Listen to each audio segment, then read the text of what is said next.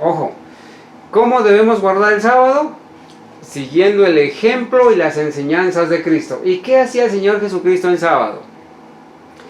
Quien a menudo pasaba el sábado haciendo esfuerzos fervientes para sanar y enseñar. Hermanos, el Señor Jesucristo caminaba grandes distancias en sábado para ir a sanar, para ir a bendecir, para ir a sanar. Madrugaba, caminaba, se esforzaba. Que creíamos en una de nuestras hermanas que estaban cuidando, dice que creíamos que una de nuestras hermanas que estaba cuidando a una familia enferma estaba guardando el sábado tanto como quien dirigía una división de la escuela sabática. Hermanos, cuidar a un enfermo o hacer cosas por un enfermo en sábado es bendición, es seguir el ejemplo de Jesús.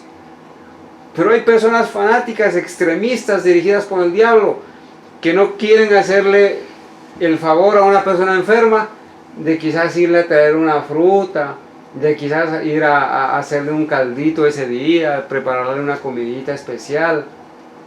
No podemos caer nosotros en el fanatismo.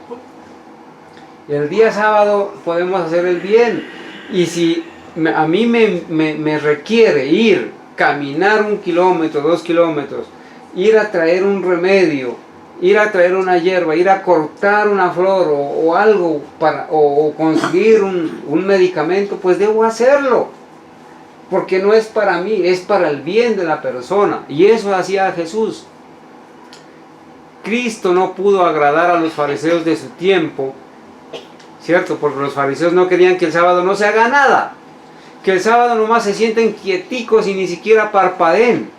Ese es el sábado de los fariseos. Y que no esperábamos que nuestros esfuerzos para servir al Señor satisfacerían los fariseos modernos. Muy bien, no podemos caer en los extremos. Eso es algo interesante, hermanos. Los adventistas del séptimo día somos observados. Hay personas que están observando a este pueblo para ver cuál es la influencia que la verdad ejerce sobre sus miembros. Los hijos de este mundo son más sagaces en su generación que los hijos de la luz. Cuando se colocan delante de ellos las exigencias del cuarto mandamiento, vigilan para ver cómo lo observan los que dicen que lo obedecen. ¿Cómo es eso, hermanos? Que los hijos del mundo, cuando se les pide que guarden el sábado, ellos dicen, a ver, ¿cómo es? Nos observan a nosotros, ¿para qué? Para ver cómo lo guardamos. Para ver cómo lo observan los que dicen que lo obedecen. Estudian la vida y el carácter de sus defensores para descubrir si están en armonía con su profesión de fe. Hermanos, si nosotros les enseñamos el sábado, la verdad del sábado a una persona, y si esa persona nos hiciera la pregunta, ¿y usted guarda el sábado correctamente? ¿Qué le diríamos? Hermanos, quizás le mentiríamos, ¿no es cierto? Quizás le diríamos que sí, pero en realidad no, hermanos. En el cielo se registran nuestros actos en sábado, y allá está registradas nuestras acciones, nuestros pensamientos, y por eso, frente a nuestro nombre, quizás haya un título que diga transgredor del sábado. Por la gracia de Dios, hoy ese título tiene que ser borrado, ¿cierto? Amén. Dice, debido a las opiniones que así se forman, muchos son influidos mayormente o para la aceptación o para el rechazo de la verdad. Hermanos, hay gente que dice, es que si ser guardador de los mandamientos es ser como él o como ella, yo mejor me quedo donde estoy. O hay personas que aprenden la verdad del sábado, pero la aprenden mal. Y los que les enseñamos, les damos mal ejemplo. Y esas personas que aceptan el sábado, aceptan a transgredirlo porque nos ven a nosotros pisoteándolo. Si este pueblo conformara su vida con la norma de la Biblia, sería, por cierto, una luz en el mundo, una ciudad asentada sobre un monte. Qué bonito, ¿verdad? ¿Qué hacía la hermana White? ¿Qué hacía la familia White en sábado? Vamos a ir rápidamente. Hermanos, ella, ¿qué hacía los sábados? Asistía a la predicación, a bautismos y a la Santa Cena. Eso hacía en sábado ella. Viajó en trineo para asistir a la reunión y habló un poco en esa reunión. Pero mire que ese día viajó en trineo. En esa época tocaba viajar en trineo. Asistió a la reunión. Se quedó en casa para cuidar a Jaime White. ¿Quién era Jaime White? Era su esposo. Es bíblico. La profeta de Dios nos dio ejemplo. Se quedó en la casa a cuidar a su esposo.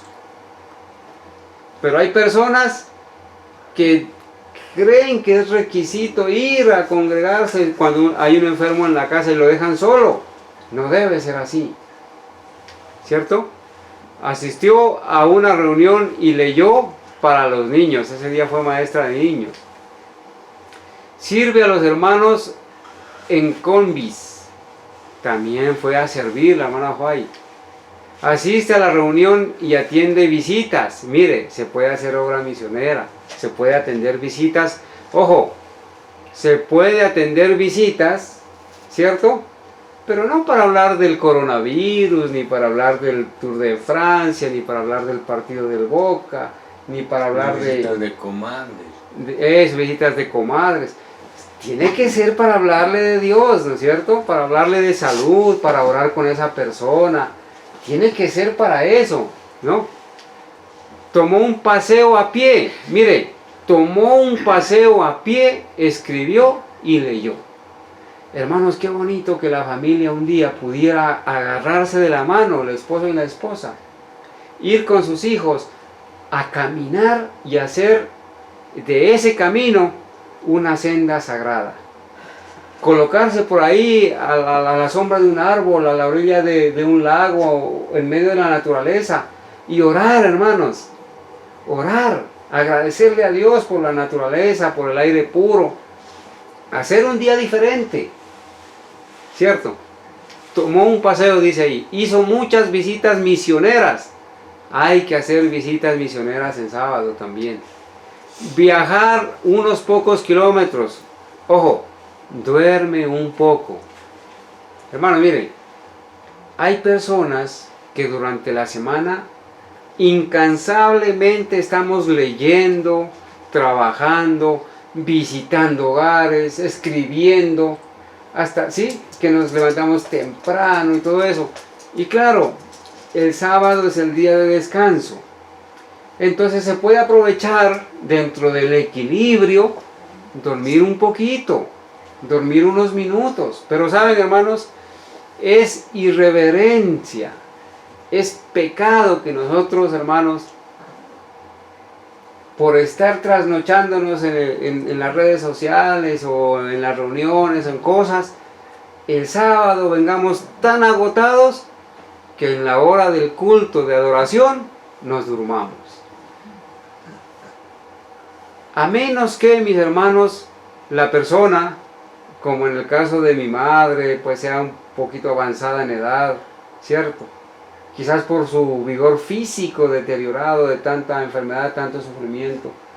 Pero hermanos, nosotros no debemos permitir que el diablo nos pase la manito por los ojos y nos cierre los ojos para dormirnos en sábado.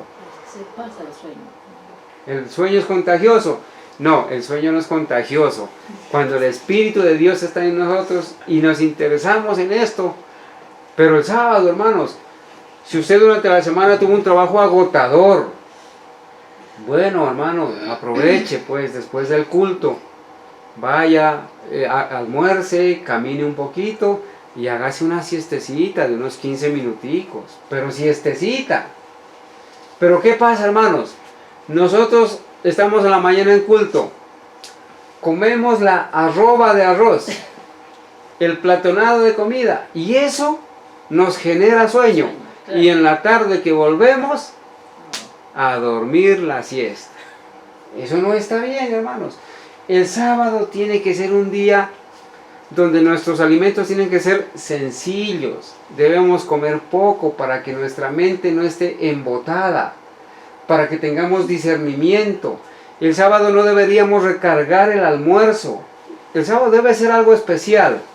Pero comamos poco, hermanos, ese día, para que nuestra mente pueda discernir las cosas. ¿Cierto? Muy bien, vamos terminando. El sábado escribe sobre los sufrimientos de Cristo. Hermanos, ¿hace cuánto que usted no coge un lapicero y algo y escribe? O no arma un sermón, no arma un tema. O no le escribe una carta a su mamá, a su hermano, una carta misionera. Y el sábado atiende personas no adventistas. El sábado lamentó viajar, dice. ¿Por qué? Porque ese día hizo un viaje innecesario. ¿Sí? A veces hacemos cosas innecesarias y es lamentable que tengamos que después entristecernos por haber hecho esas cosas innecesarias. Habla por la mañana, se embarca por la tarde. Mire lo que hacía ella. Estaba predicando en la mañana y en la tarde se estaba ya yendo para otro lado a predicar. Bueno, confiamos, hermanos, que este tema de hoy, con la ayuda de Dios, nos sirva, ¿cierto? Nos sirva a nosotros para reflexionar. Y saben, voy a terminar, después de haber hecho este análisis, voy a terminar diciendo lo siguiente, hermanos. Cuando el apóstol Pedro les predicó a los judíos que eran ellos los que habían crucificado a Jesús, ¿qué hicieron? Vamos a ir a dos textos en la parte final. Hechos capítulo 2. Hechos capítulo 2. Y vamos a leer ahí en Hechos capítulo 2. Que al final del discurso de Pedro, ¿cierto? Que al final del discurso de Pedro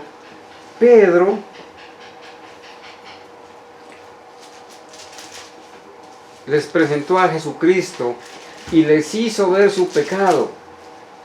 Y entonces dice el versículo 37 de Hechos capítulo 2. Al oír esto, ¿qué pasó? Se compungieron de corazón y dijeron a Pedro y a los otros apóstoles: varones hermanos, ¿qué haremos?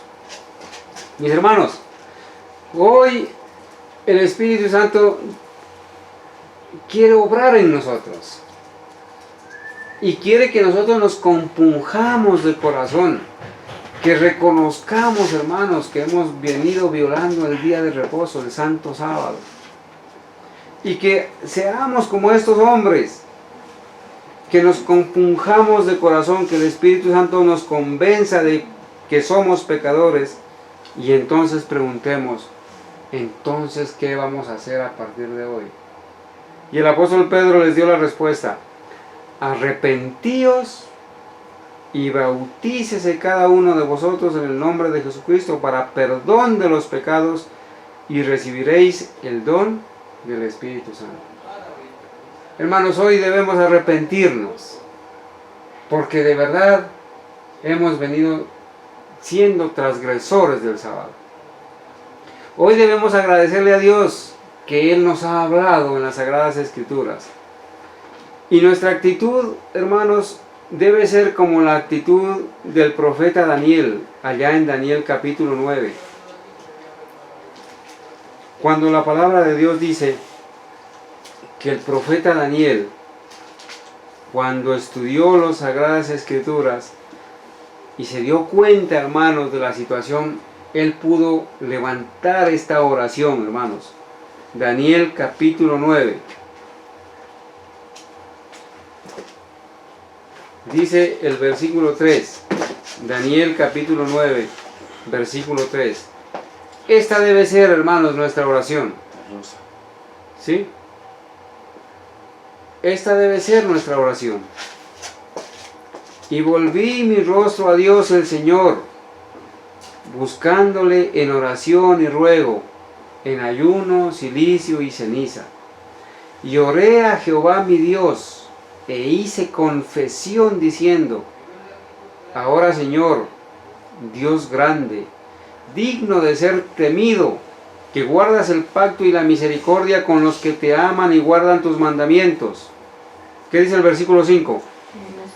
Hemos pecado, hemos cometido iniquidad, hemos hecho impíamente y hemos sido rebeldes y nos hemos apartado de tus mandamientos y de tus ordenanzas.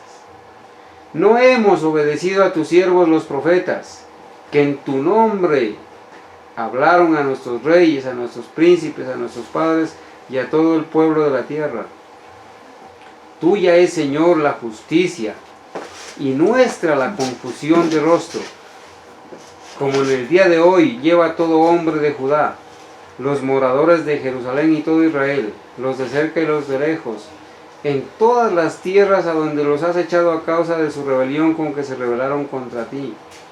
Oh Jehová, nuestra es la confusión de rostro, de nuestros reyes, de nuestros príncipes y de nuestros padres, porque contra ti pecamos. De Jehová nuestro Dios es el tener misericordia y el perdonar, aunque contra él nos hemos rebelado. Y no obedecimos a la voz de Jehová nuestro Dios, para andar en sus leyes que él puso delante de nosotros por medio de sus siervos los profetas. Hermanos, el profeta Daniel termina diciendo, versículo 17, ahora pues, Dios nuestro, oye la oración de tu siervo y sus ruegos, y haz que tu rostro resplandezca sobre tu santuario asolado por amor del Señor. Inclina, oh Dios mío, tu oído y oye. Abre tus ojos y mira nuestras desolaciones y la ciudad sobre la cual es invocado tu nombre, porque no elevamos nuestros ruegos ante ti confiados en nuestras justicias, sino en tus muchas misericordias. Oye, Señor, oh Señor, perdona. Presta oído, Señor, y hazlo. No tardes por amor de ti mismo, Dios mío, porque tu nombre es invocado sobre tu ciudad y sobre tu pueblo. Hermanos, cuando la oración es sincera, el Señor responde inmediatamente. Dice el versículo 20, aún estaba hablando y orando y confesando mi pecado y el pecado de mi pueblo Israel, y derramaba mi ruego delante de Jehová mi Dios por el monte santo de mi Dios.